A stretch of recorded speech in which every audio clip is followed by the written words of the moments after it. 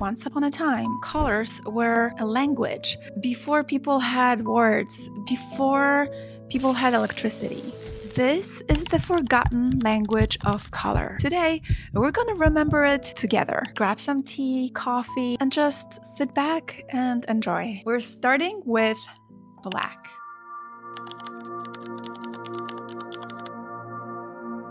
Alright, so we begin with black. And some will argue black is not a color, but rather the absence of color, right? But in history, black was anything but empty. In ancient Egypt, black meant fertility. The dark soil left behind by the Nile was very fertile. It was rich and life-giving. And in some studies, people constantly associate black with power, confidence, and control. And it is why judges, for example, wear black robes, and why luxury cars are often black, and why the little black dress will never go out of style. So black is the backdrop, right? It's like the canvas. It's the void before something begins. And when you're wearing black, you're really claiming your space. You're making yourself seem more confident. And then comes red. Red wasn't just a paint swatch. It meant war. It meant love. In ancient Rome, red symbolized war. It symbolized courage. Warriors wore red when they were going into battle. In China, for example, red means good luck. It means prosperity. And in color psychology specifically, kind of activates the body. And red is an interesting one. It is the first color we see as babies, and the color that our eyes pick up on the fastest. It is the color of blood, but it is also the color of roses. It is the color of danger, and it is the color of seduction. Studies show that red raises our heart rate, and it basically stimulates us. For example, restaurants use red to stimulate your appetite, and sale signs, they use red to grab your attention. Politicians, on the other hand, wear red to highlight their power. But there is the shadow side of red. Too much red can make people feel really tense. That's why you will rarely see red painted walls in a hospital. I mean, hospitals, of course, completely try to avoid the color red because it will make you very tense. So in a nutshell, red is fire, right? It can burn, but it can also warm you up, right? Now, let's talk about blue because it is the opposite.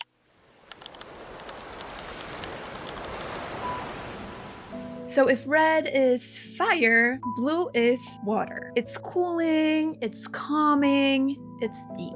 Actually, blue was once the rarest pigment to obtain. Ancient artists used lapis lazuli. They would grind it into powder, and it was more expensive than gold.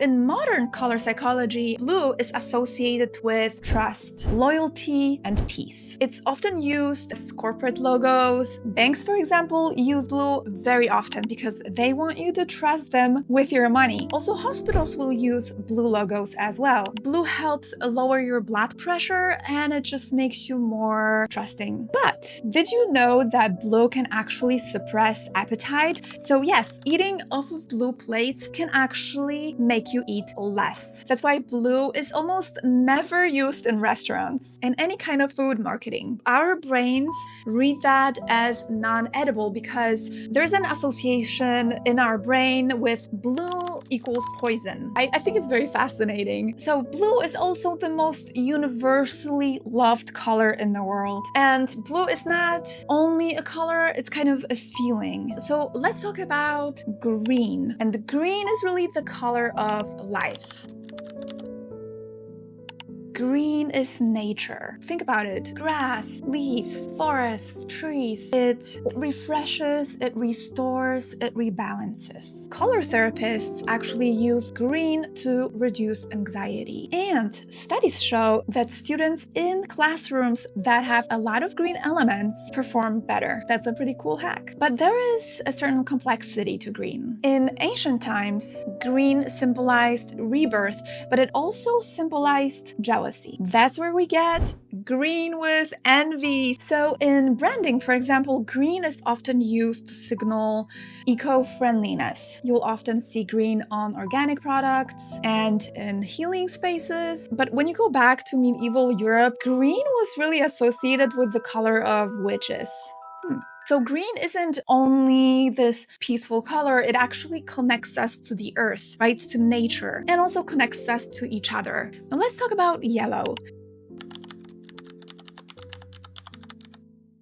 Yellow is sunshine, yellow is positivity, optimism. Yellow lights up our brain. It actually boosts serotonin, so it makes you feel more hopeful, more creative, more optimistic, and more alive. So children also learn faster in yellow-colored rooms, but only in moderation, because studies have shown that too much yellow, it can trigger anxiety. Newborns cry more in bright yellow nurseries. In ancient Egypt, yellow was actually used by Egyptians to represent the indestructible and the eternal. It was the color of gold and it was the color of gods. And today, yellow is used to grab attention. So think about yellow taxis, yellow school buses, right? Because yellow, we see yellow from the longest distances. So it's really easy to spot, but also yellow is used on warning signs. And if the world feels a little bit too gray sometimes, use a little bit of yellow accents in your room.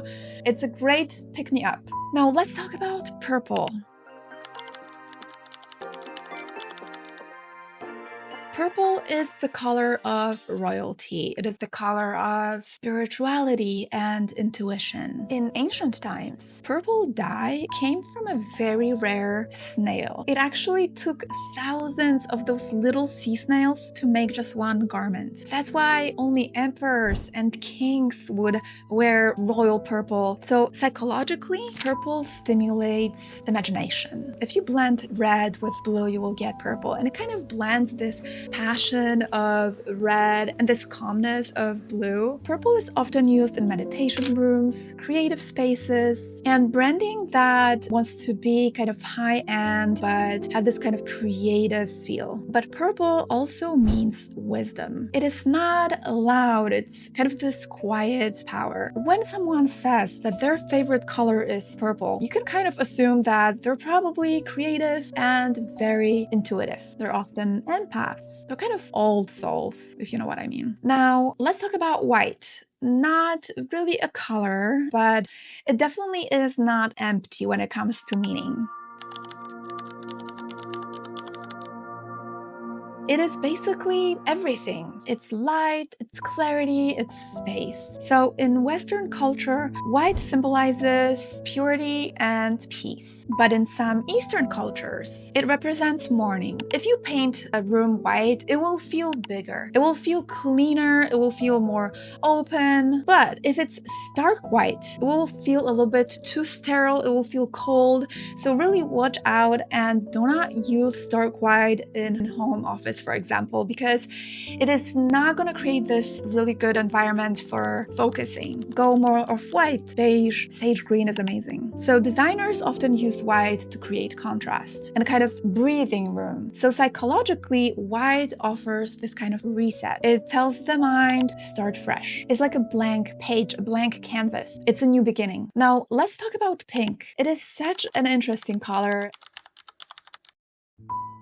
In ancient India and Egypt, pink actually wasn't considered feminine at all. It was associated with gods and with strength, so very different from how we perceive pink today. So let's talk about the soft shade of pink, because this kind of pink is very calm. It signifies comfort. It actually was proven to reduce anxiety and aggression. It's a color that says it's okay to feel. And some prisons actually were painting their holding cells color pink, and specifically Baker Miller pink. It does have this really calming effect. And as it is with everything, it does not work on everyone, but you can try it and let me know if it works on you. So people who love pink are usually very emotionally intelligent. They feel things deeply, and they're way stronger than you think. So now that you've seen the world through this lens of color psychology, what colors are around you every day? And what do they say to your subconscious, even when you're not listening? I'd love to keep exploring this world with you, so hit subscribe. It will encourage me to make more videos. And thank you so much for watching. Again, I am Alice, and I'll see you in the next story.